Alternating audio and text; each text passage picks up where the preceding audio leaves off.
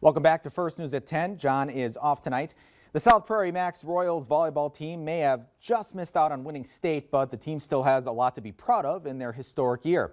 They got some big honors from the North Dakota High School Coaches Association today.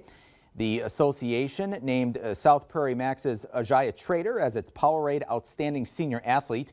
Trader helped lead the Royals to the brink of the state title this past Saturday, falling to Langdon area Munich. She was also named the Class B first team by the coaches.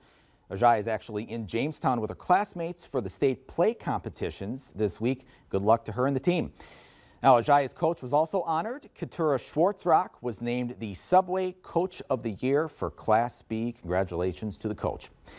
Notable matchup on the hardwood tomorrow. Minot State's men's and women's basketball teams are going to play host to Minnesota Crookston. Games are at 5:30 and 7:30. We'll be following those games. Corbett Field's going to look a little different next year with some upgrades to its seating. The Minot Hot Tots and Honeybees announcing today that 3 rows of seating in the grandstand will be removed to create more space.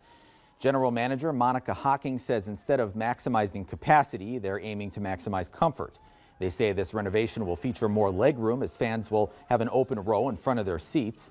New tabletops are set to be added as well. We hope to bring you more coverage to this story this week. That's all we have in sports, but don't go